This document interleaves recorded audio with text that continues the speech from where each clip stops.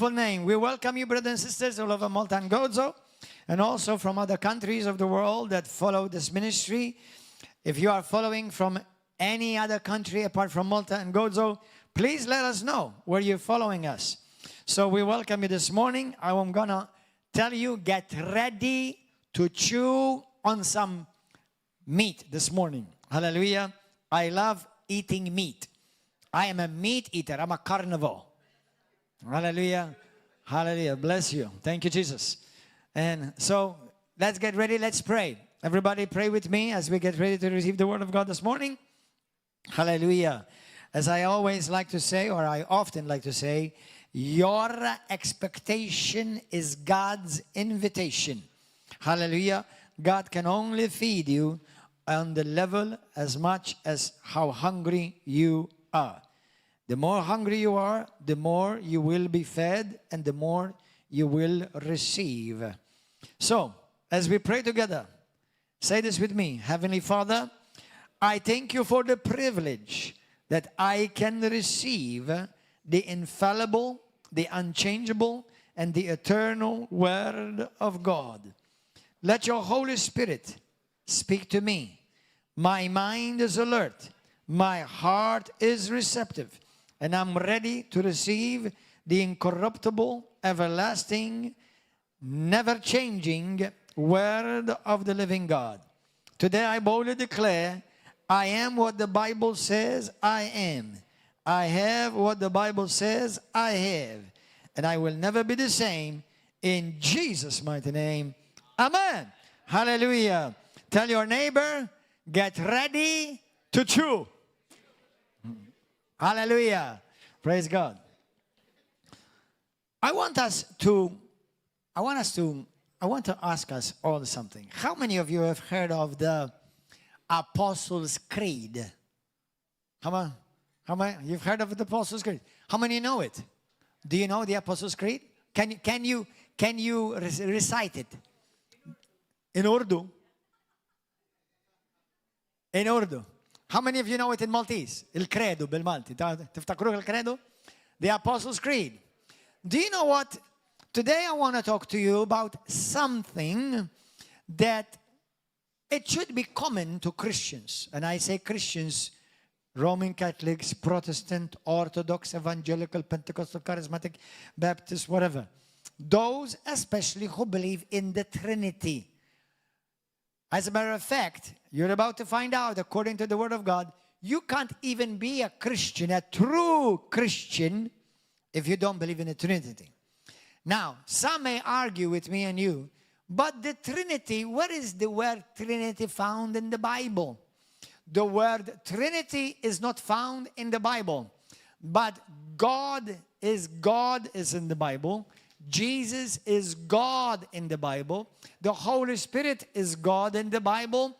And you don't have to use Trinity. You can use the word one God, and He is one God in three persons. Not three different gods, but three persons, three different distinct personalities, but one God, eternal God. Hallelujah. In Jesus' name.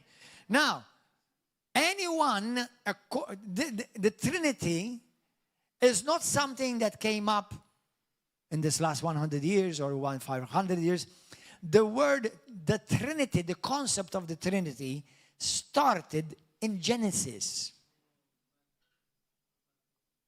It didn't even start with Jesus. Now, Jesus was revealed in the Old Testament. However, we don't see the word Jesus. Number one, let me remind you, the word Jesus is not just some nice name like yours and mine. The word Jesus means God who saves.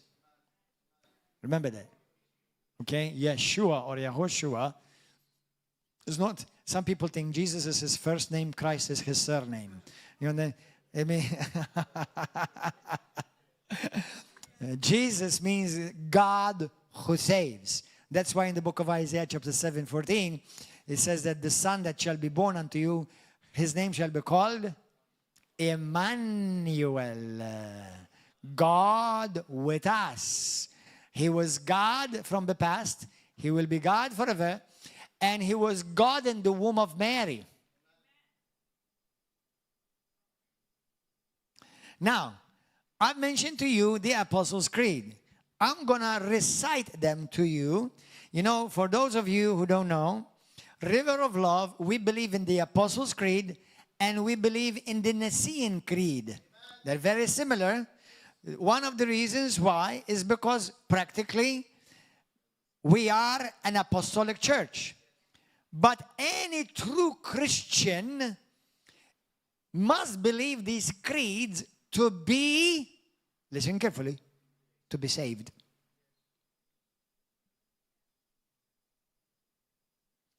If you reject the doctrine of the Apostles' Creed, you are putting your life and your soul in danger.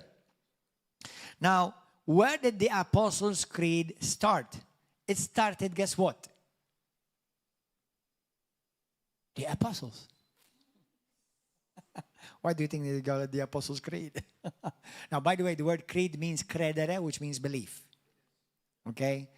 It's not Apollo Creed. Have you ever seen Apollo Creed? Remember the guy in Rocky, Apollo Creed? No, it's not that. It's not boxing. Okay? Creed means credere, what we believe. Now, the Apostles' Creed, that means, you know how in our church, in our website, and many other churches and many ministries, they normally have their statement of faith. Have you ever heard it?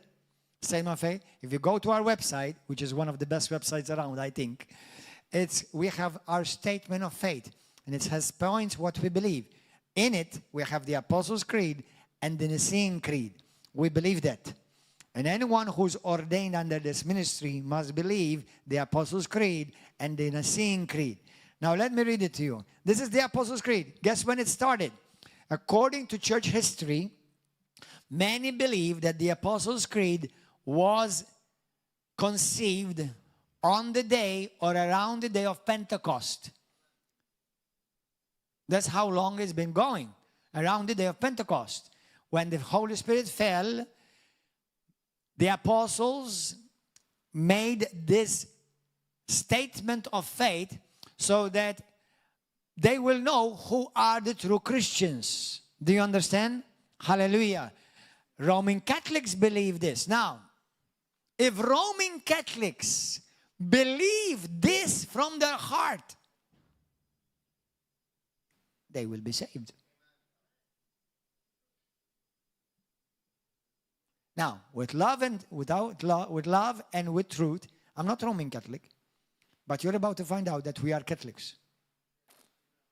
For those of you who may be a bit confused, let me straighten you out right now. The word Catholic means universal, and there are Catholics which are not Roman Catholics. You have Orthodox, they're not Roman Catholics. You have Anglicans, they're not Roman Catholics. You have Lutherans, which are not Roman Catholics. They're Catholics, but not Roman Catholics. We are Pentecostal, Apostolic, and we are Catholic.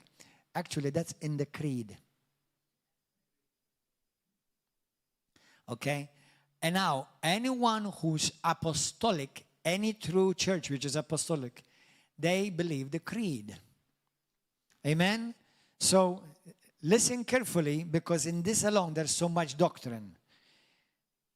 I believe, you can say it with me, I believe in God the Father, Almighty, Creator of heaven and earth, in Jesus Christ, His only Son, our Lord, who was conceived by the Holy Spirit, born of the Virgin Mary, suffered under Pontius Pilate, was crucified, died, and was buried. He ascended into hell. The third day, He rose again from the dead. He ascended into heaven and sits at the right hand of God the Father Almighty. From there He shall come to judge the living and the dead. I believe in the Holy Spirit, the holy, universal, Catholic Church, the communion of the saints, the forgiveness of sins, the resurrection of the body, and the everlasting life. Amen. Now, if you say that, and you believe that truly from your heart, you're saved. It has all the necessary doctrines of the Bible to be saved. Now, the problem is, many, like myself, for 23 years, I knew that. But I used to say it like a broken record, like a parrot. There was no life. So just because you know it mentally, it doesn't mean it's affecting you in your life. You have to truly chew and believe. Now, this is the Nicene Creed. The Nicene Creed goes very similar, but listen to this. I believe in one God, the Father Almighty, maker of heaven and earth, of all things visible and invisible. I believe in one Lord Jesus Christ, the only begotten Son of God, born of the Father, before all ages, God from God, light from light, true God from true God. Did you hear that? True God from true God. Begotten, not created, not made, consubstantial with the Father. Through him all things were made. For us men and for our salvation, he came down from heaven. And by the Holy Spirit was incarnate of the Virgin Mary and became man. Jesus, God, became man. For our sake, he was crucified under Pontius Pilate. He suffered death and was buried and rose again on the third day. In accordance with the scriptures, he ascended into heaven and is seated at the right hand of the Father. He will come again in glory to judge the living and the dead. He's going to come back to judge. Jesus will judge the world. That's in the Bible. Actually, even in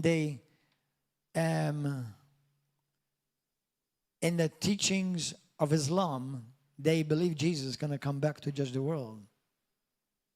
Beloved Muslims, if you believe that Jesus Christ is coming to judge the world, who apart from God alone can judge the world?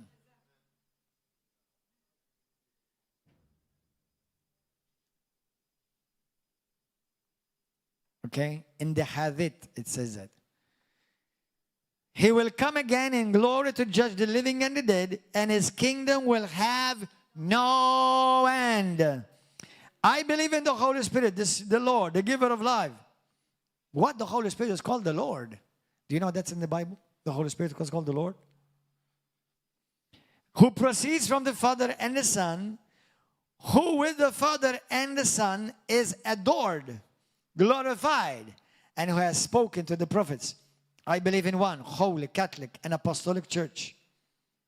I confess one baptism for the forgiveness of sins, and I look forward to the resurrection of the dead and the life of the world to come. Amen. Did anyone find a problem with that? That's all Bible. That's all Bible. Hallelujah. Today I want to talk to you about the wonderful Holy Trinity. The thing is, it's important to know what you believe, in what you believe, because there is so much, just like that, there is good teaching, but there's also heretical teaching. Now, listen to this. According to 1 Timothy, Paul says to be careful of heretical teachings. Heretical means they condemn your soul. Now, I'm about to make some people nervous. Beloved Muslims, Jehovah's Witnesses, and other Christian cults. Now, the word cult is not actually a bad thing necessarily, because the word cult means group. Okay? However, there are Christian cults who have veered away from the fundamental doctrines of Christianity, that they've been there for 2,000 years.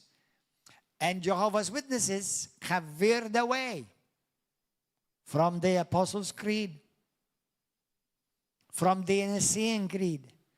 Actually, some have called Islam another Christian cult. Did you know that?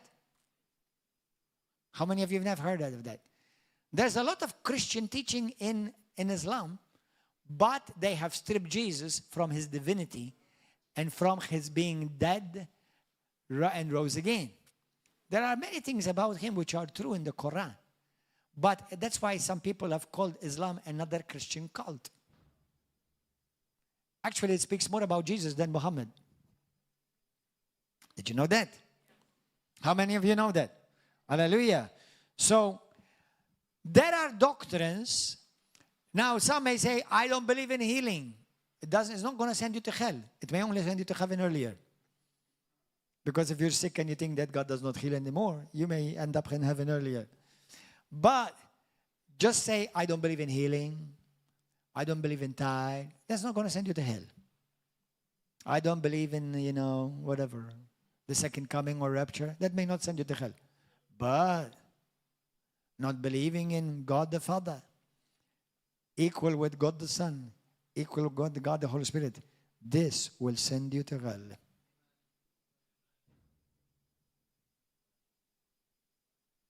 Very clear in the Bible. We're going to find it. In John 5 and John 8:24, Jesus says to the Pharisees, actually, let's begin with that. Go there. Go to the book of John 8. John 8.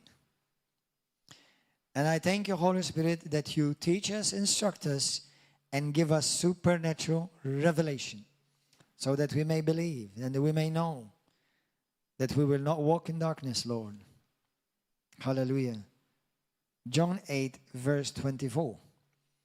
Jesus speaking to the Pharisees, religious leaders. They were supposed to know that Jesus is God, that the Holy Spirit is God. Verse 24. Therefore I said to you that you will die in your sins. Watch. For if you do not believe that I am, last weekend we spoke about the great I am. For if you do not believe that I am, you will die in your sins. In the book of John chapter 10, go there quickly. John 10. Let's start from around 28. 27. I want us to understand, because sometimes we learn certain things when we were kids. Some have not even learned it. But then we forget them. But it's important to keep them because these are fundamental to your faith. These things are fundamental to your faith. Now, and you will see how in your life daily, the Holy Spirit, Jesus Christ, and the Father are constantly involved in your life. All three. They're not three gods, one God. Now, I may give you some symbolism today, but symbolism does not mean I'm explaining to you 100% what is the Trinity. Do you understand what that means? I may give symbols to help you understand, but it doesn't mean fully I'm explaining to you directly or fully the Trinity. Because although we can understand the Trinity, but there will always be an element of mystery. Do you understand that? Now, I'm not going to say like some Roman Catholics said, well, it's a mystery. Don't ask questions because it's a mystery. No. Ask and you shall receive, Jesus said. Seek and you shall find. So I'm not going to say, but with love and respect, I'm not going to say, don't ask, it's just a mystery. No, there are many things you can understand, but there will always remain an element of mystery. No matter how high you may go in the space, you will always find there is a lot more to go. Do you understand? Because it's like infinity.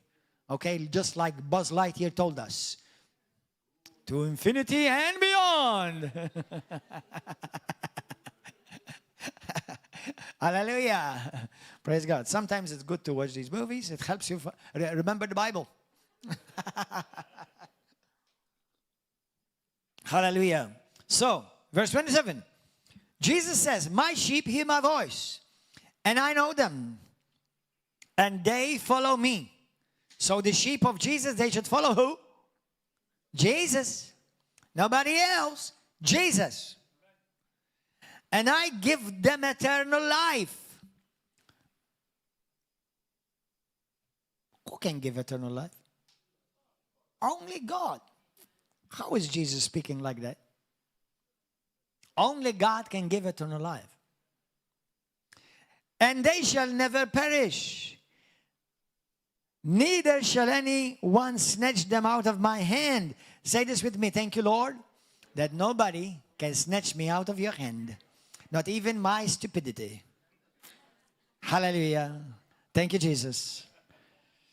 My Father, who has given them to me, is greater than all, and no one is able to snatch them out of my Father's hands. So are we in the Father's hands, or are we in His hands? I and my Father are Ħadd. One. Ħadd in Hebrew, which means wahed. Now listen, there's a difference between being one and being single. Now, not exactly fully, but for us to understand. Symbolism. Me and my wife, we are one. But we are not the same. We are one in the covenant, in Christ. We, the body of Christ, we are one. But we're all the same. We're all different. Now, it's not exactly like that, the Trinity, because the Trinity is fully equal in every angle. Jesus was without beginning. God the Father is without beginning. Holy Spirit is without beginning. Jesus became man. He was not always man. Or I should say, he was not always human. Okay? He didn't change his gender. He was a woman and then he became man. Okay? He was always Jesus, the Son of the living God. But then 2,000 years ago, he became human. And he took on human flesh. Today in eternity, this is one of the mysteries, although it's not fully mystery because it's Bible. Today in eternity, when you see Jesus, you're going to find him in a human body, but glorified body. Amen. Hallelujah. And Jesus till this day has a body, a glorified body. That body can eat fish, can drink coffee, cappuccino, hallelujah, can eat lasagna, can eat babush, hallelujah. He can eat all of that today, that body. Because he has a glorified human body. He's the only one in the Trinity that has a glorified human body. Genesis chapter 3 verse 22. When Adam and Eve sinned, now this is an incredible scripture. Why don't you look at it? Because it's so powerful. Genesis 3:22, go there. So here Jesus in John 10 verse 30 says, I and my Father are one. I will come back to this in a moment. Genesis chapter 3 verse 22. Then God, the Lord God said. Whom was he talking to? To himself.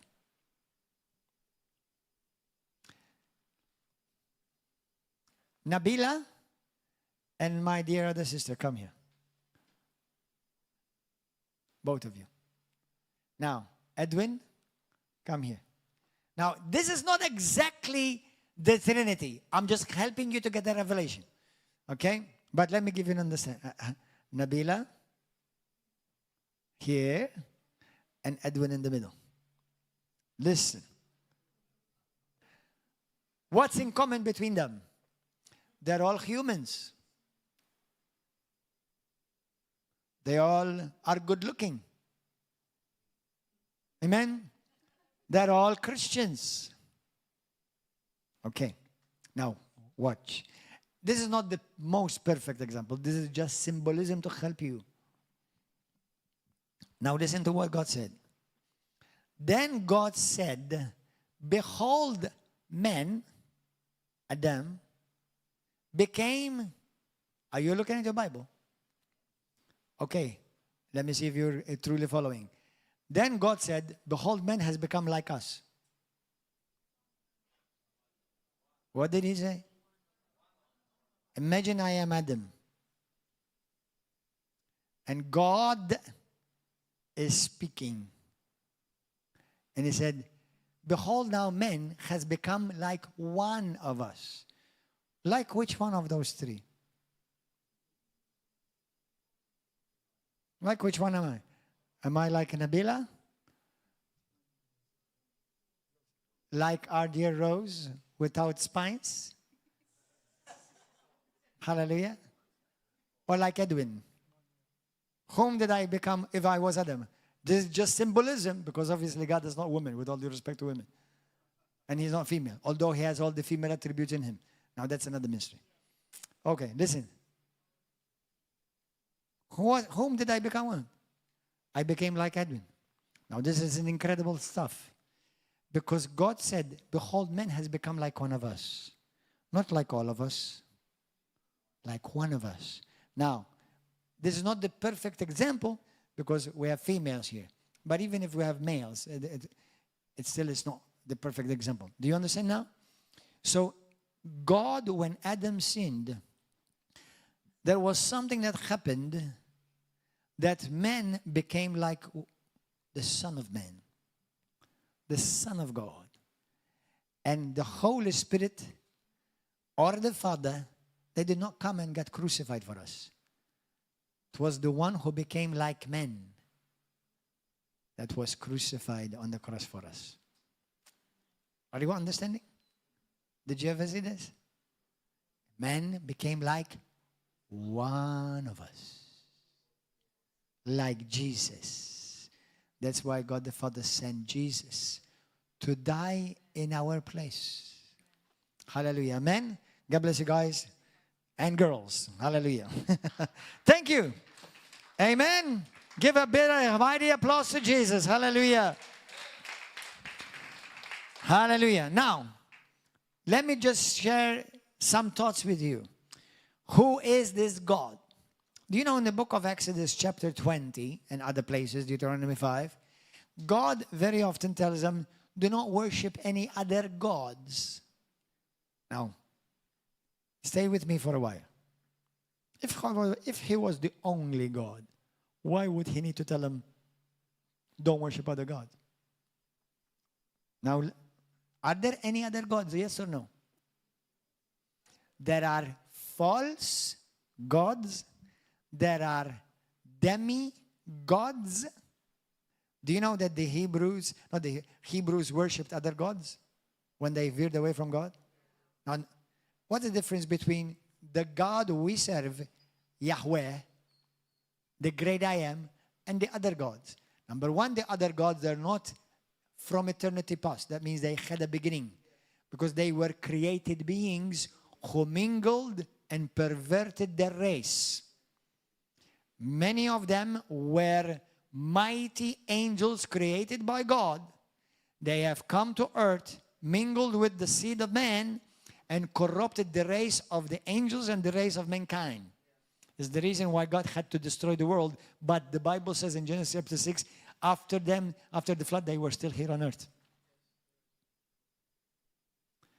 You know the Greek legends, Zeus, Thor, Apollos, they were gods.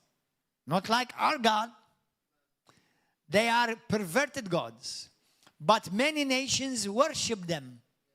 So when God says, you will have no other gods before me, it's because they were other gods that are being worshipped by people. Because there is no one true God. The true one God, his name is Yahweh. Yin-U. I am the great I am. Yud, He, Vav, He. Are you okay, guys? Hallelujah. Praise God. So, our God, for those of you who never heard me say this, Yud, He, Vav, He, there are 4 Hebrew letters, consonants, which mean, some have studied and they believe it means this: hand behold, nail behold. Isn't that amazing? The great I am. His name is that. Some have argued that his real name is Jehovah. Now, you don't split churches over that, but it can't be truly Jehovah. Why? Because the Hebrew language does not have vowels. A, E, I, O, U don't exist in the Hebrew language. It's all consonants. Amen? Now, to be able to better spell the name, some along the years have come up with the name Yahweh, which is better, I think, for myself, I believe, or Yehovah, or Jehovah. However, this is the best revelation of the name of God. Are you ready? Remember, it's Yahweh. This is the name of God. Yahweh. That's the name of God. That's how you say the name of God. However, even if you have all the names of God, Adonai, El Shaddai, El Elyon, Alpha and Omega, okay, it doesn't matter, because you and I, we call him by neither one of them. We call him Daddy, Abba, Papa. Hallelujah! Amen? I call him Father. Hallelujah! We call our God Father. And he doesn't call me, yo, pastor, listen. He doesn't say that to me. Hey, son. He addresses you as daughter. He addresses you as son. And he can only be a son to those who have recognized Jesus as the Son of God, because you can't believe God is Father unless you have to also accept that God has his Son, Jesus. Whoever rejects the Son rejects also the Father. And if Jesus is not the Son of God to you, God is not the Father to you. Amen? Now, who is this glorious, wonderful God, this triune God? Now, let me help you with a revelation that helped me. In 1 John chapter 4, verse 8 and 18, the Bible says that God is love. If God is love, he could not be single God. Where would he express love? With whom? Between whom? But because God is love, and God is a relational God, and God is a communion God, God the Father, Jesus the Son, who is called the Word as well, by the way, in the Bible. He's called the Word, the Verb. He's called, and also the Holy Spirit. They are the triunity in perfect unity and perfect harmony. Do you know what? Heaven is in perfect harmony. And he desires that whatever is on heaven becomes real on this earth. Hallelujah. Amen. So number one, our God. By the way, God is not a name. Allah, bil-Malti, in Maltese, is not a name.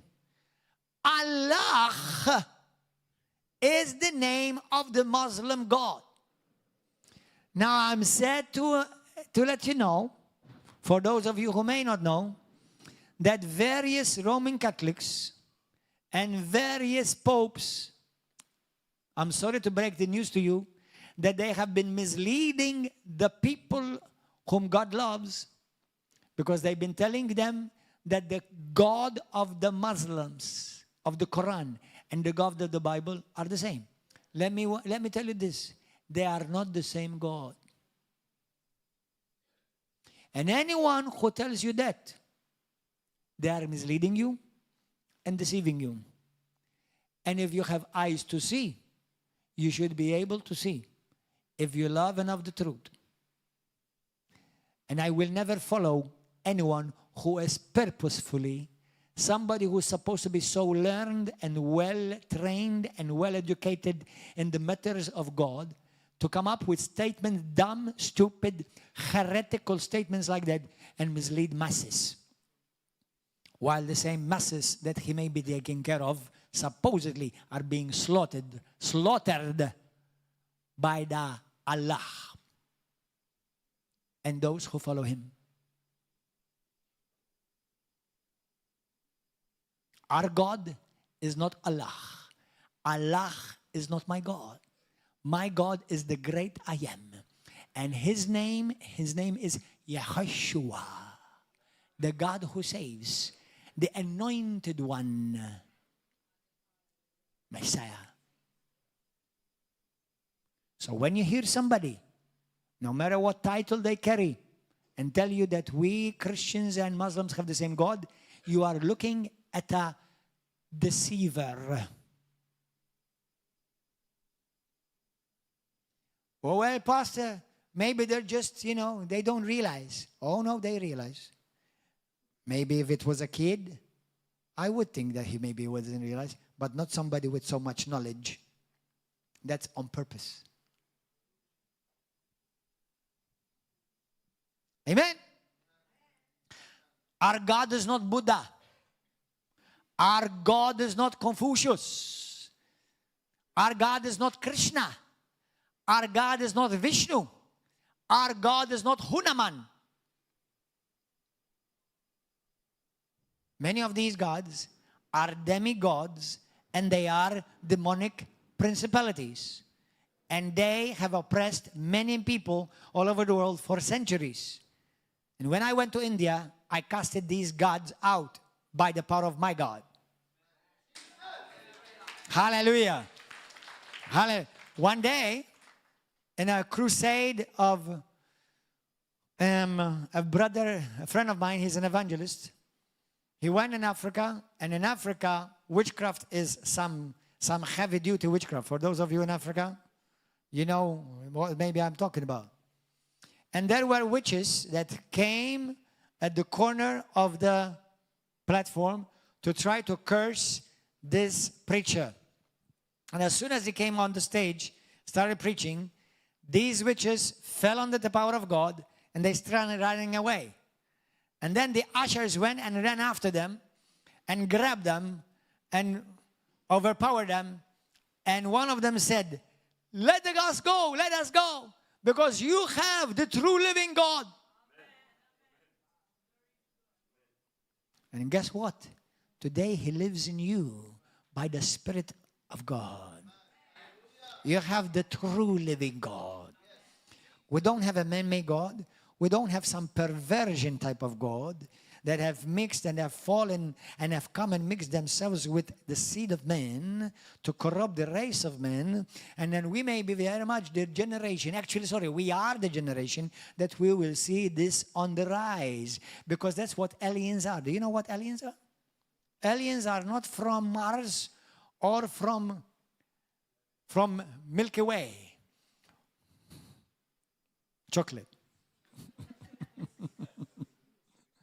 Or from Snickers. These are from a different parallel dimension. Did you know that?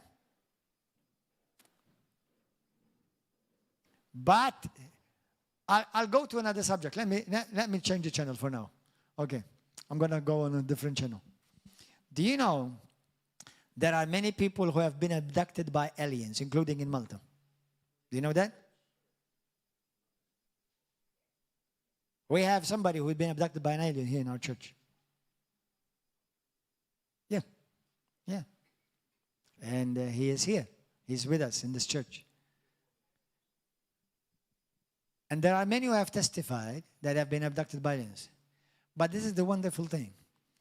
Everyone who was abducted was not Christian. And when they try to abduct Christians, the moment they mention the name of Jesus, they can't touch them. The United States of America, I know this is a bit of a different subject, but we're talking about gods, small g gods. They have a space and they have a place where they have actually kept aliens. I'm not making this up, this is true. Okay? And there was one top person who studies these things, and who spoke out, and they said when they brought him into these huge bunkers where they are keeping these aliens, they said to him, you can't mention the name of Jesus inside here.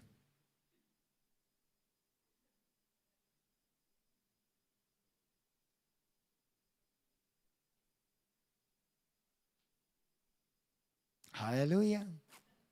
Our God is the true living God. And He loves you. And He cares for you. And He has made a covenant with Himself in Jesus to protect you. Hallelujah. And when you are a true child of God, I'm not telling you if you don't make mistakes. People make mistakes. Just don't live in mistakes. Don't live in sin. But He has made a covenant to Himself to protect you and to shield you. And these things will never touch you. Hallelujah. As a matter of fact, if you ever have an experience, all you need to do is just shout the name of Jesus. They will run or fly. Hallelujah. Disappear. So, go back to the channel now. Our God is an uncreated God. Nobody created our God. He has no beginning and He has no ending. He is eternal. He is infinite. You know, me and you are eternal. But when we say we are eternal, it's not the same as God is eternal. I am eternal and you are eternal means you have no end. But you had a beginning. Because we are a created being. But when we say God is eternal, it means He had no beginning and there is no end. Do you understand? Now, I'm going to help you understand this. Come my brother Pablo. I want to help you understand. These are, because images help us understand. Where are you? I thought you were raptured. Hallelujah. All right, hallelujah. Don't be raptured yet, we need you. I want you to do this. Now, imagine that this is the globe, the world. Actually, even more. This is the universe we know. Our world is somewhere this, tick. And you are tick, tick, tick, tick, tick, tick, tick, tick. And that tick. Okay? Hallelujah. So, here is the world. Now, this is what you and I call time and space and matter. Okay? Time, space, and matter. Tax kabballi l-univers, jekk jarbok. Zama. Okay, so imagine here we have the universe, right? So time, space, and matter is here. Everything you and I know is here. Now watch. God lives here.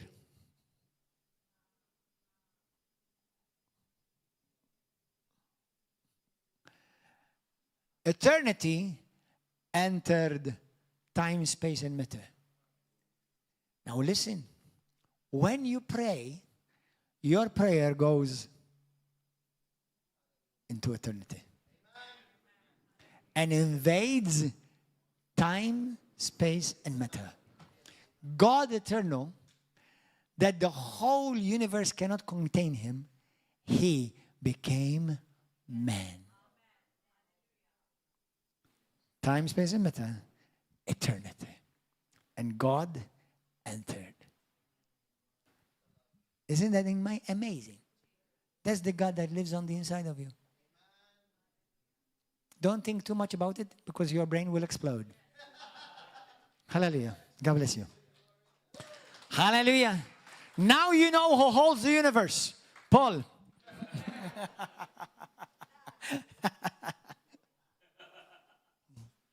So if anything goes wrong, talk to him. Hallelujah. Hallelujah. So, our God is a glorious God. And our God is triune. Father, the Verb, the Word, the Son, and the Holy Spirit. Amen. Hallelujah. He is distinct from any other so-called small g gods. Now listen to this. His name Yahweh, Yinu, I am. The Father is I am. Jesus is I am. And the Holy Spirit is I am. But the Father is not Jesus. Jesus is not the Father. The Holy Spirit is not Jesus. But the Holy Spirit is not the Father. The Father is not the Holy Spirit.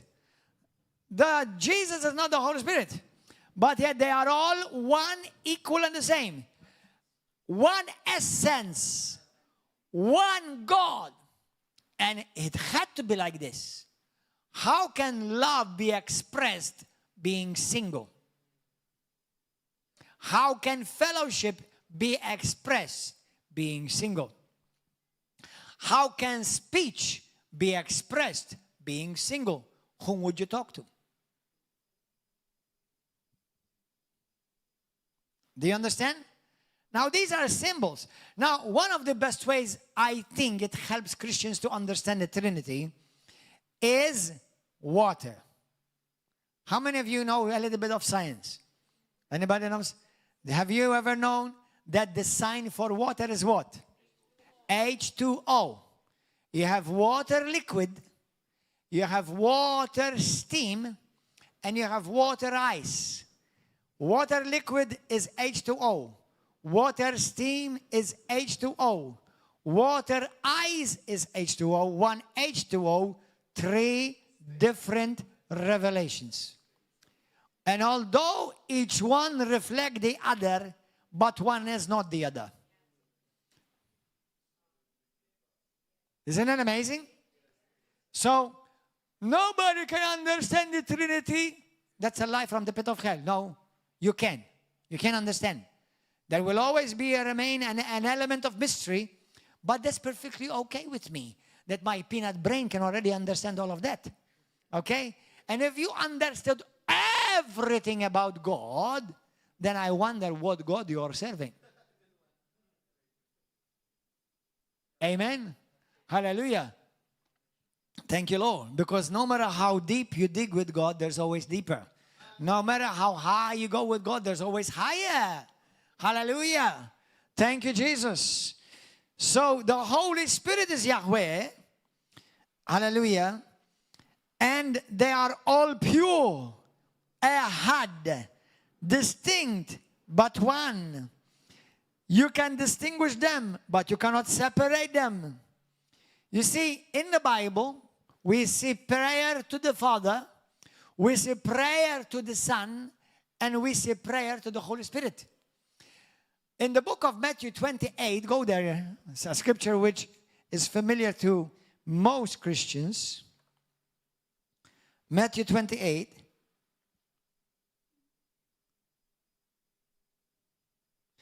You know what, brothers and sisters? I really believe that Satan hates this message. Not that he loves the other ones, but I believe he truly, truly hates this one. I'm telling you the truth. Because it reveals the true nature of our God, the true heart of our God. Because for God Almighty to become man and dwelt among us, it has made angels, ever since Jesus came to this earth, scratch their heads.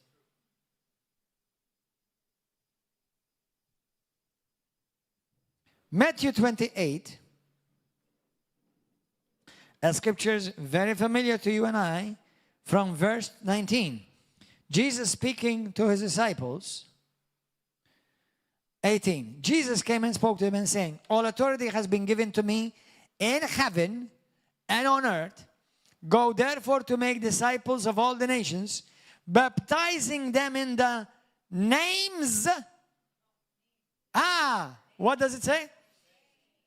Did you notice it never said names? In the name. One name. Yahweh. Not names.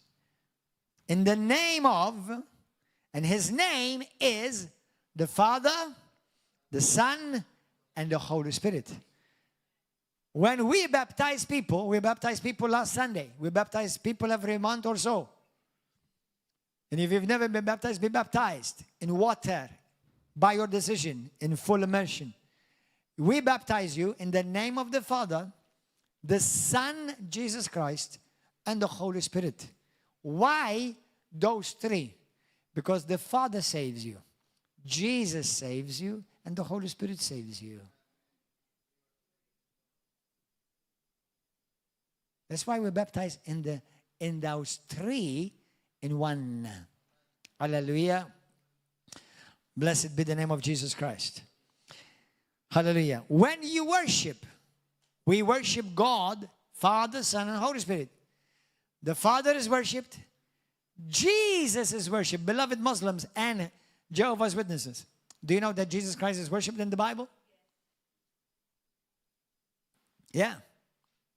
He is worshipped. Do you know that God the Father judges, Jesus judges, and the Holy Spirit judges? I'll tell you another thing, which I haven't told yesterday the other guys. God kills, Jesus kills, and the Holy Spirit kills.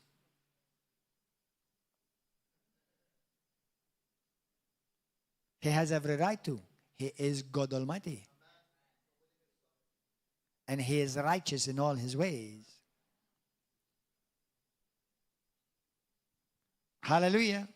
Can you think of any passage where the Holy Spirit killed somebody? Exactly.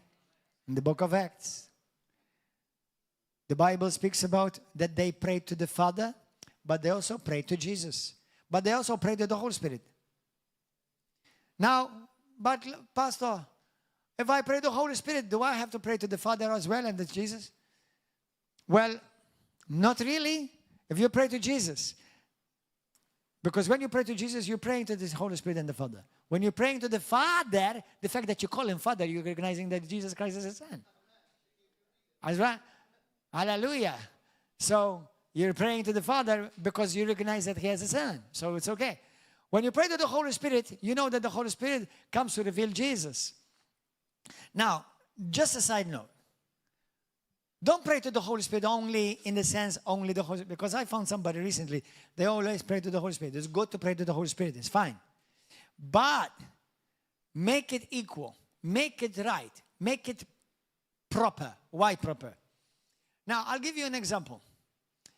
If, let's say, me and my wife, as parents, let's say my children, they come and tell me, oh, Daddy, I love you, I thank you. And they do. Thank God, my children, every day they tell me about 100 times I love you. Thank God. And I'm grateful. And I tell them the same. Now, just remember, me and my wife are one. But since we are one, they don't have to tell her. Because if they told me, that's enough.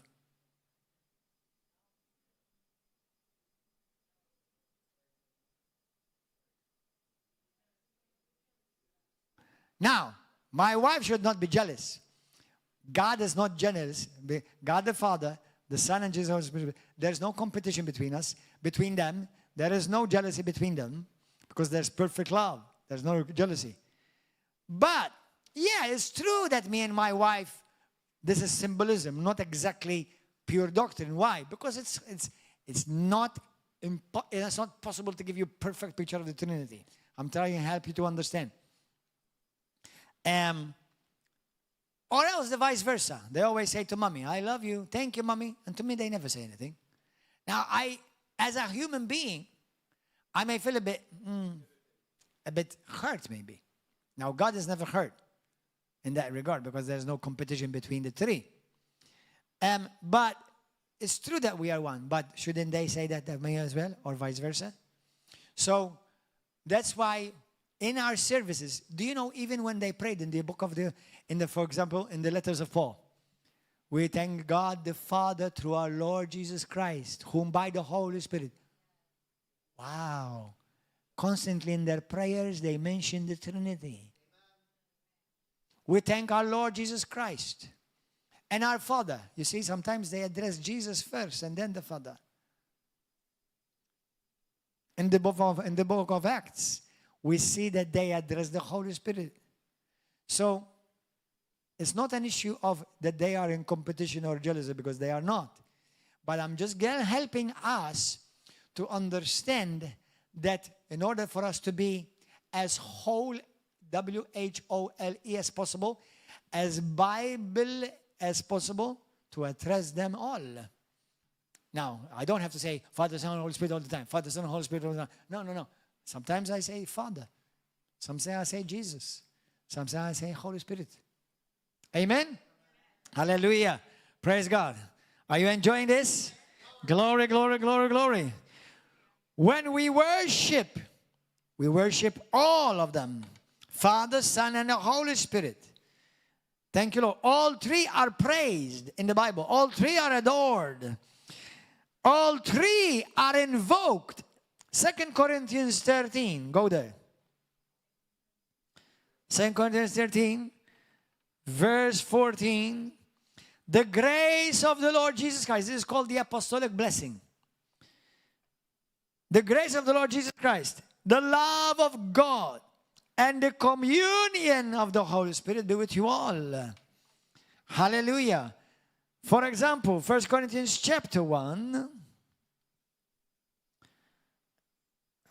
verse 2. Grace to you and peace from God our Father and the Lord Jesus Christ. For example, Ephesians chapter 1. They mention all three, Father, Son, and the Holy Spirit. Hallelujah. Thank you, Lord. In Ephesians chapter 1. And there are many, many other places like that. And most of the letters of Paul are like that, actually. There he addresses all three. In the book of Matthew chapter 3. Matthew 3. By the way, we have a course here in our Bible college that teaches on this in greater detail. One is called Christology, the life and the person and ministry of Christ, and pneumatology, the life, the identity of the Holy Spirit. Okay, so we teach this. I encourage you to take advantage of classes in our Bible college. So, Matthew chapter 3, 16 through 17.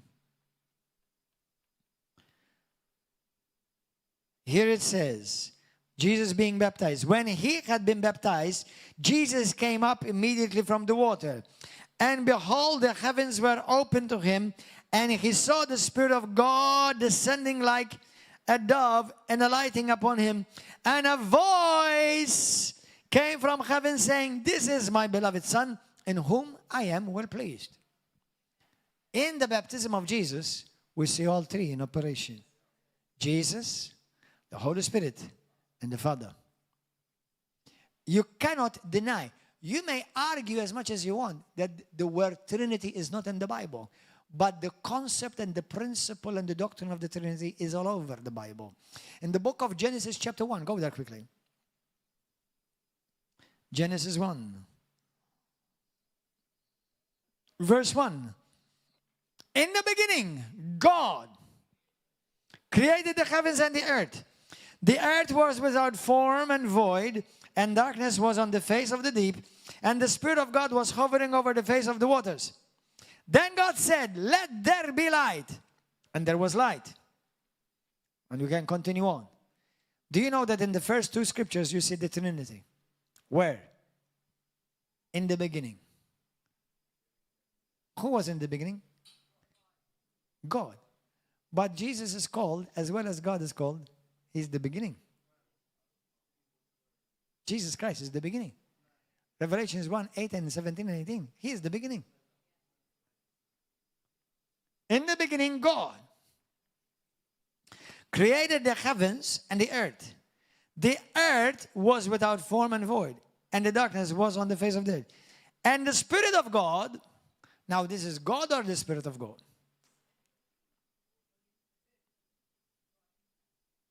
God Himself, but the Spirit now. And then God said, He spoke. Jesus is the spoken word of God. He's the Logos. John chapter 1. John 1. For those of you who have wondered whether Jesus is divine and is God, there are tons of scripture that prove that. But I'm giving you some just today, this morning. In the beginning was the Word. In the beginning. Listen, it doesn't say the Word has a beginning. Jehovah's Witnesses. You are deceived and you're deceiving masses. And if you don't believe God the Father, God the Son, and Holy Spirit, it doesn't matter how many chapters and books you read. You are still risking your soul in eternity of hell. It's okay if you don't believe in healing, which is sad. You don't believe in casting out of demons either, which is very sad. Because that means that they come to your services and they feel comfortable there.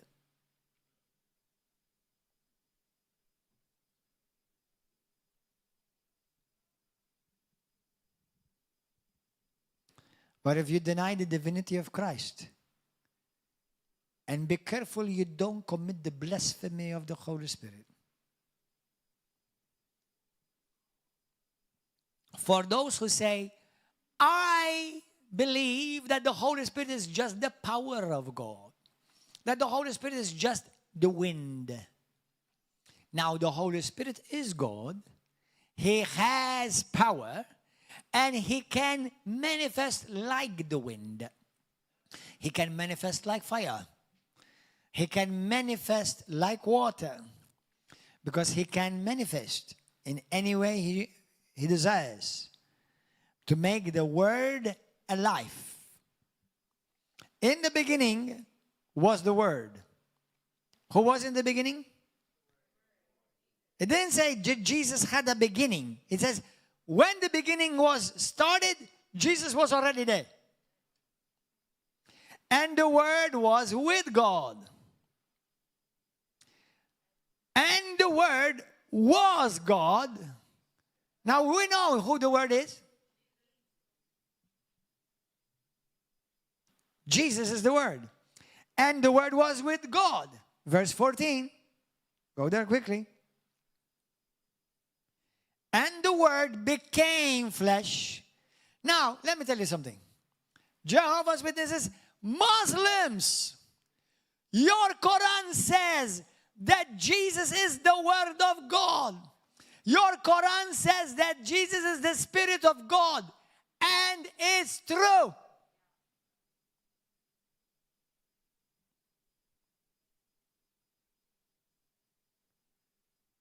But Jesus was created. Hold on. Was there ever in eternity where God did not have words? Maybe He spent some trillion light years dumb. And after about trillion light years, He learned how to speak the word. Ever since God existed, the Word existed with Him. Because there was not a time where the Word was without God or God was without the Word. Or God was without the Spirit and the Spirit was without God. And the Word became flesh and dwelt among us. And we beheld His glory. The glory of the begotten one of the Father, full of grace and truth. Jesus is in His name. Hallelujah. He is not bound by time, space, or place, or knowledge, or lack of knowledge. Hallelujah. Jesus knows all. God the Father knows all. The Holy Spirit knows all.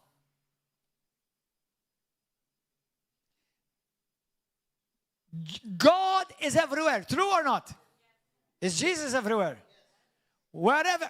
How many churches are gathering this morning, Sunday morning? All over the world. Billions. Jesus in the midst of all of them. Wherever two or more are gathered together in my name. Matthew 18, 17 through 18. I am there in the midst of them. In which church is he? Wherever his children are gathering, he said, I am there in the midst of them. Jesus is here. How many Jesus are there? One. But he is God, omnipresent. Wherever the Holy Spirit is. Where is he? He's everywhere. Those are only attributes to the Godhead, beloved Roman Catholics. Why Roman Catholics? They believe in the Trinity? They believe in the Trinity. But Roman Catholics believe in Mary can be everywhere at the same time. And if you believe that, then you've just made Mary another God. Omnipresent, omniscient, knows everything, knows everyone, and it becomes a heresy. We believe in Mary and we love Mary. But Mary is a holy woman of God and she's still human in heaven. That's why it becomes a heresy when you have millions of Roman Catholics thinking that Mary listens to them, Mary hears them, and Mary is with them. Mary is with none of you. Mary is in heaven enjoying heaven. She's done her part. Her role was fulfilled. She pleased God. She's enjoying glory. And when Jesus left, John 14, he didn't say, I'm going to the Father and I'm not going to leave you as orphans. He didn't say, I'm going to send you my mother. He said, I'm going to send you another one exactly like me. The Paraclete, the Holy Spirit. Hallelujah. Hallelujah to Jesus. Amen. I never saw that. Praise be to God. Let there be light. Hallelujah. You understand now? Hallelujah. I don't care if you can pray to my dad. He's not going to hear none of you. He's still human. He's in heaven. Apart from the fact that we can't even contact those who have passed on. You see, only Jesus is everywhere. Only God the Father is everywhere. Only the Holy Spirit is everywhere. Omnipresence of God. That's why then people get into heretical teachings. And all heretical teachings, they have one common purpose. To veer you off and to take your focus off of God, Jesus. And deceive you. It may sound sweet. Oh, but what's wrong?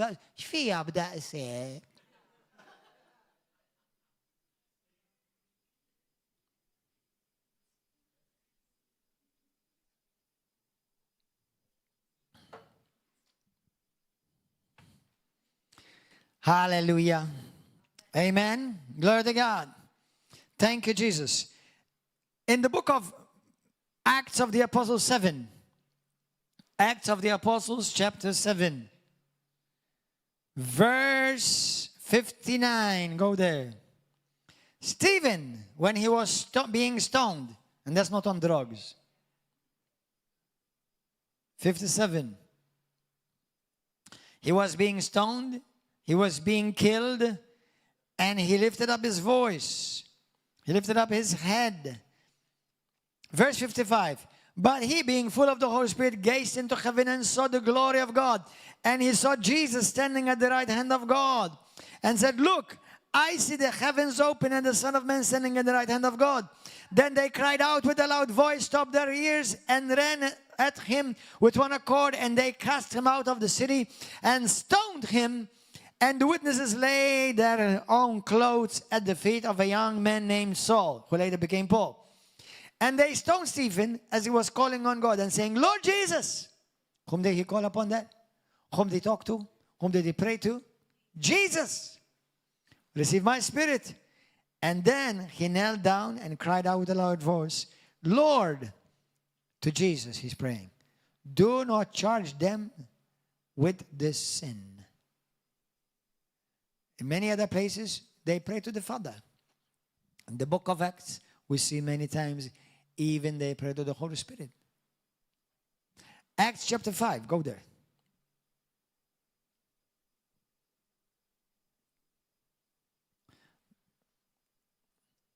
Are you enjoying this? Yes. Do you want more? Yes. For free of charge. Hallelujah. Hallelujah. Acts chapter 5. But a certain man named Ananias, verse 1, with Sapphira with his wife, sold a possession. Jehovah's Witnesses, listen carefully to the scripture. Seventh-day Adventists, listen carefully to the scripture. Catholics, all Christians, listen carefully to the scripture.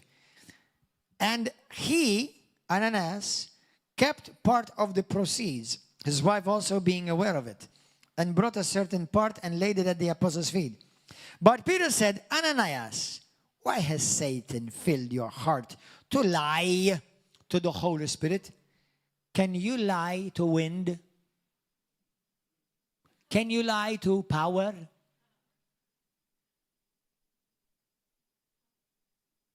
No, you can only lie to a person.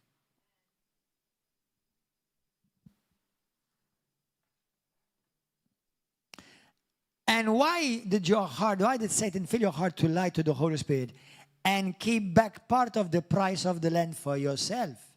While it remained, was it not your own? And after it was sold, was it not your own, in your own control? Why have you conceived this thing in your hearts? You have not lied to men, Ananias. You have lied to the Holy Spirit, God.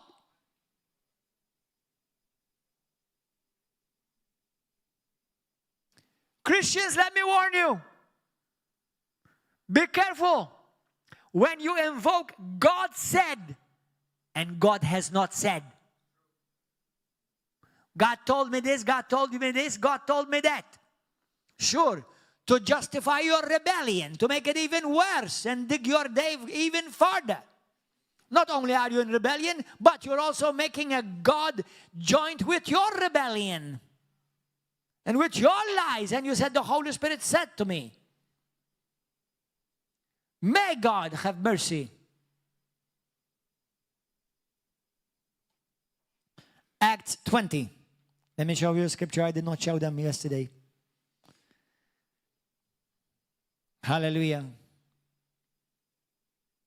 The Holy Spirit. Acts 20. Verse 28, if I'm not mistaken. Yes, thank you, Holy Spirit. Do you know it is the Holy Spirit who reminds me the scriptures? Do you know that Jesus says in the book of John chapter 16, he says, the Holy Spirit will remind you of the things that I've taught you.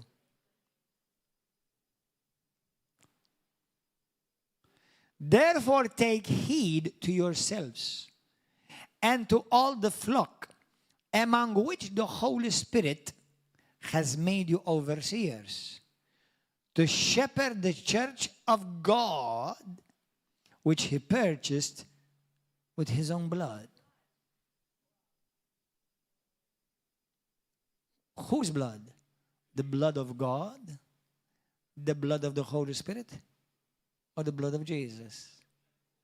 Now, me and you are going to assume it's Jesus. And it's okay. It's true. But he's not mentioned here. He's attributing the blood to God. And to the Holy Spirit. Now I know. Neither did the Holy Spirit nor the Father was crucified. But the thing is this. When Jesus was on the cross, God was with Jesus. The Holy Spirit was Jesus. And in order to die, Jesus had to be released from the Holy Spirit. Otherwise, we would have never died. Now, receive my spirit. And he gave up his spirit. And at that moment, for a short moment of time, in the time of history and eternity, Jesus became sin. And God and sin, they cannot be roommates. They cannot live and dwell together. The Holy Spirit will never dwell upon sin. That's why he had to make you born again first. That's why I had to make you first holy. so the Holy Spirit can dwell in you. That's why the Holy Spirit is not for the world. The Holy Spirit is for the church. The sanctified, the blood-bought. Hallelujah. Amen. Now, do you want more? Are you sure? Are you lying? I'll give you some more and then we'll pray. Come, my dear. Hallelujah. In the book of Isaiah 6, 1 through 8, in the book of Zechariah, chapter 1, write these down, 12 to 14. In the book of Isaiah 63, 9 through 10. Genesis 18, 9 through 22. There are many like these, and they're not the only one. Genesis 19, 1 through 3. Abraham, Isaiah, Moses, Joshua, they saw God. Did you know they saw God? What are you saying, Pastor? Bible says no one can see God and live. Isn't that what the Bible says in John chapter 1? Then how come the Bible says that they saw God? There's a contradiction in the Bible. No, there's no contradiction. When they saw God in the Old Testament, they saw the antiphony of the incarnate Jesus. Did you know that? When they saw God, when Joshua wrestled with the angel of God, Jacob wrestled with the angel of God. He saw God. He said, I wrestled with God. Joshua and many others, Moses, worshipped the angel of God because, now listen carefully, this is high theology. In the Bible there are angels, and there are different categories of angels. But there's one angel in particular, he's called the angel of God, the Melech, Angelos, the messenger. He, in the Old Testament, he judges, he kills, he heals, he speaks as God. He is worshipped, he is adored.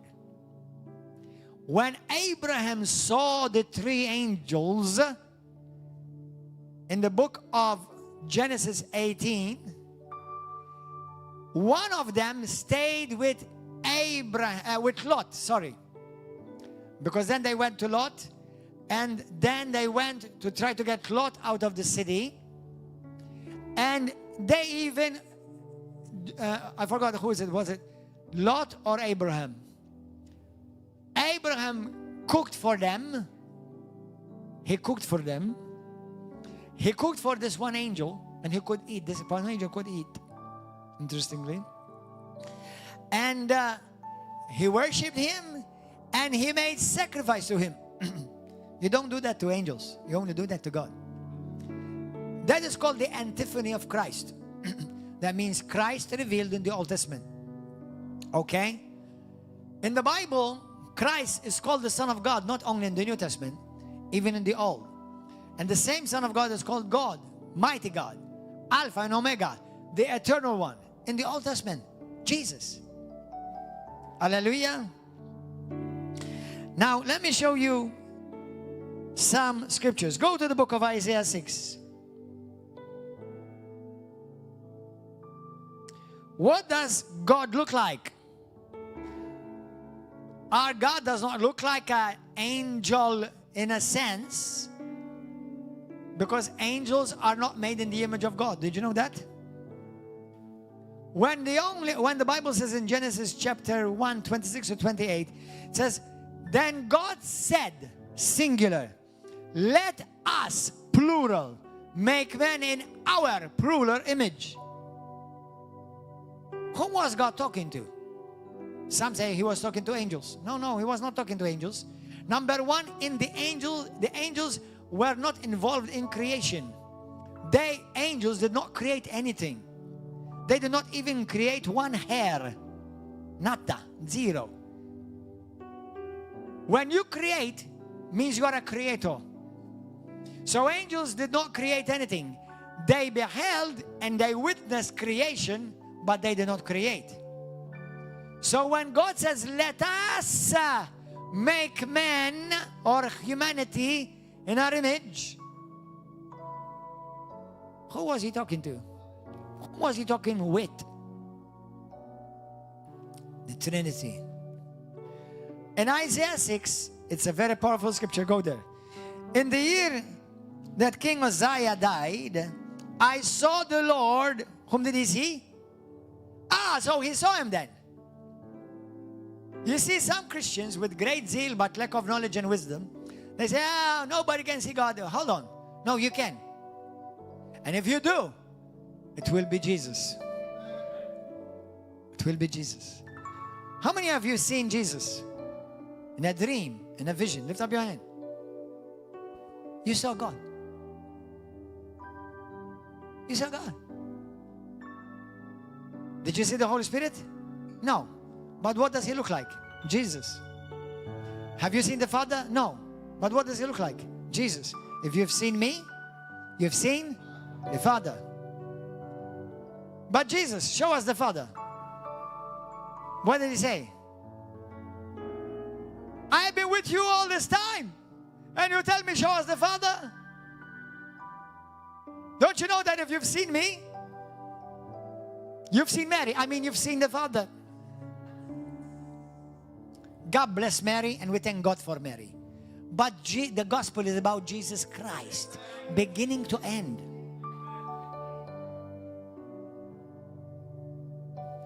In the year that King Uzziah died, I saw the Lord sitting on a throne, high and lifted up, and the train of his robe filled the temple. Above it stood seraphim. Each one had 6 wings. With 2 he covered his face, with 2 he covered his feet, and with 2 he flew. And one cried to another and said, Holy, holy, holy. Why did they say holy? Were they stuttering? Holy. No, no, no. Why did they say 3? Why did they not write 5 holies? Why did they say that 1 holy? Or holy, holy? Ho, ho, ho. Why? Because there's a reason. Holy is the Father. Holy is the Son. Holy is the Spirit. Hallelujah. Glory to God forevermore. Thank you, Jesus. Holy is the Lord of hosts. The whole earth is full of his glory. And the posts of the door were shaken by the voice of him who cried out, and the house was filled with smoke. So I said, woe is me, for I am undone, because I am a man of unclean lips, and I dwell in the midst of people of unclean lips. They must have been in Malta. For my eyes have seen the King. My eyes have seen the King. My eyes, you and I, one day we will see the King. He's coming in all of his glory. Hallelujah, we will see the King. Then one of the seraphim flew to me, having on his hand a live coal, which he had taken with the tongs from the altar, and he touched my mouth with it and said, Behold, this has touched your lips, your iniquity is taken away, and your sin is purged. Also I heard the voice of the Lord saying, Listen, whom shall I send? And who will go? Whom I single, and who will go for us? Plural. Why did God say, who will go for us? For who? For the Trinity. Who sends you? The Father, Jesus, the Holy Spirit. Who saves you? The Father, the Son, and the Holy Spirit. Who loves you? The Father, the Son, and the Holy Spirit. Who is with you forever and will never leave you nor forsake you? The Father, the Son, the Holy Spirit. Amen, amen. Amazing. This is amazing. It's the fact that we can understand this. It is the grace of God, brothers and sisters. Hallelujah. Praise God. So I gave you a bunch of scriptures so that you look at them. The Holy Spirit is God. Acts 5. 2 Corinthians 3:17-8. What does the Bible says? For the Lord is the Spirit, and the Spirit is the Lord. The Holy Spirit is the Lord. God is the Lord, Jesus is the Lord, and the Holy Spirit is called the Lord. 1 Corinthians 3:16 and 6:19. We are called the temple of God, and we're all called the temple of the Holy Spirit who lives in me. God, the Holy Spirit is God. Hallelujah. Psalm 139 verse 7-8. From where can I go from your presence? And where can I flee from your Holy Spirit? Jesus is with us everywhere. The Holy Spirit is with us. He's everywhere. God the Father is everywhere. Hallelujah. The Holy Spirit speaks, convicts, judges, heals, reveals, and leads. Jesus is God. We're going to go through scriptures and then we're going to end. Go to the book of Isaiah 9. I enjoy this word. Hallelujah. Isaiah 9. Jehovah's Witnesses, open your ears. One would be enough if you are worthy of the truth.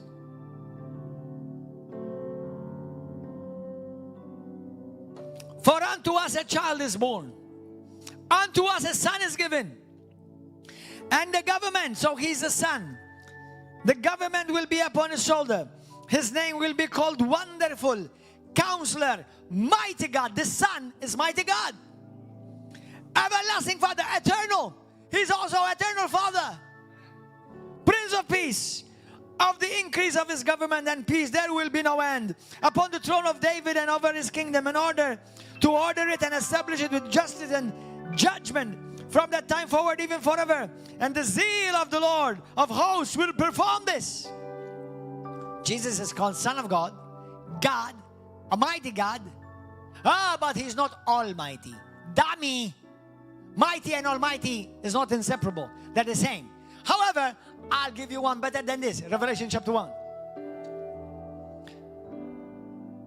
But where does Jesus say, I am God? A bunch of scriptures. Who forgives sins? God. No, you're wrong. Jesus. Who gives eternal life? God. No, Jesus. Who raises from the dead? God. No, Jesus. Oh no, actually, the Holy Spirit. Who raised Jesus from the dead? God the Father. No. Jesus. No. The Holy Spirit. No. All three. Amazing. You can't run away from the triune God. And it had to be like this, because perfection, three in perfect unity. Hallelujah. So, Isaiah, Revelations 1 now, 8. Muslims, Jehovah's Witnesses, Seventh-day Adventists, Mormons. I am the Alpha and the Omega. Muslims, did you know that your Bible, your Quran says that God is the Alpha and the Omega? And the beginning and the end. And says the Lord, He is the who is and who was and He is to come. He is the Almighty God. Where does Jesus say I'm God? John chapter 5, John chapter 8, John chapter 10. As a matter of fact, remember, what did the Pharisees say? It says, when Jesus said, for which good works do you want to stone me? He said, they said to him, we don't want to stone you for the good works that you do, but because you, being a man, make yourself to be God. You see, they were not Jehovah's Witnesses for sure, the Pharisees. Because the Pharisees understand better what Jesus said than what the Jehovah's Witnesses say today. That's the truth. If they were Jehovah's Witnesses back then, they would not have stoned Jesus. But they understood that Jesus made himself to be God Almighty, equal to God, one with God, eternal with God. Before Abraham was, I am. Before Abraham ever was created, I was already there. I saw. And Abraham rejoiced in me. And he saw me. How did he see it? Because he saw through prophecy. Hallelujah. Thank you, Lord. Hallelujah. Micah chapter 5. Micah. Micah chapter 5, verse 2. But you, Bethlehem Ephrathah, though you are little among the thousands of Judah, yet out of you shall come forth to me the one to be ruler in Israel, whose goings forth are from of old. From where? From everlasting, from eternity past and to eternity future. Who's coming out of Bethlehem? Wow, glory to God forevermore. Hallelujah. Jesus, God the Father, Holy Spirit, forgives, gives eternal life, knows all. Hallelujah. Blesses you, loves you, heals you, delivers you, casts out demons out of you, judges the earth. Do you know, even in the Quran and in the Hadith, they believe that Jesus is going to come and judge the world. Hello? I'm bad in maths, but I can figure this one out.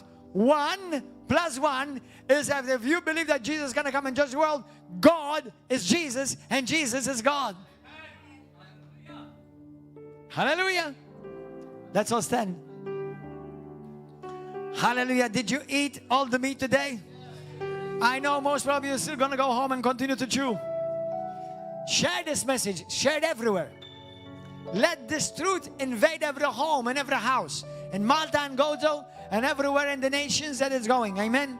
Everybody lift up your hands, say with me. Hallelujah. Father, I thank you. Thank you for your word. Thank you for your love. I thank you, Lord, that you are my Lord. You're my God. You're my creator. You are my redeemer, my savior, my healer, my deliverer. You are my provider. You are my shepherd. You are my friend, the one who sticks closer than a brother. You are my everything. You are my all in all. In you I live. In you I breathe. And in you I have my being. Without you I am nothing. But with you and through you I can do all things. Blessed Savior Jesus. Blessed Father. Blessed Holy Spirit. Invade my life. Remove every lie of men. And establish your truth in me, oh God. Give me strength. Give me boldness. And do whatever you want to do in me, Father. But today, by the power of the name of Jesus Christ, I renounce lies. I renounce false religion. I renounce idolatry. I renounce every wicked scheme of darkness. Every demonic assignment, every form of witchcraft is broken from above my life. Every curse, every sin, every bad habit is broken from my life. Today I boldly proclaim, Jesus is my Lord. He is my Savior. Lord, your word says that whoever believes that Jesus Christ is Lord and confesses Him as Savior, the Son of God, and believes in his heart that you raised Jesus from the dead, I and he and whoever that may be will be saved. I confess Jesus is my Lord, my Kurios, my God. Just like Thomas said, my Lord and my God. Hallelujah. And I believe, Lord, today I'm saved. I'm redeemed. My name is written in the Lamb's Book of Life. And I'm blessed. I boldly declare I'm going over. I boldly declare that I'm blessed. I boldly declare that I walk in favor. I walk in wisdom. I am loved. I am cherished by my Father. In Jesus' mighty name, I exercise dominion over darkness, over demons, over every sickness and disease. In the mighty name of Jesus Christ, use me, Lord, for your glory and glorify the name that's above every name, the name of Jesus, the great I am, in everything I do and everything I say from now on until eternity. In Jesus' name, hallelujah. Shout hallelujah. Glory to God. Amen, amen, amen, amen. Well, God bless you guys. Those of you on YouTube and Facebook, God bless you. See you next week, Wednesday, Saturday at 7 p.m., Sunday morning. God bless you. Share this message, like it, and share it. God bless you.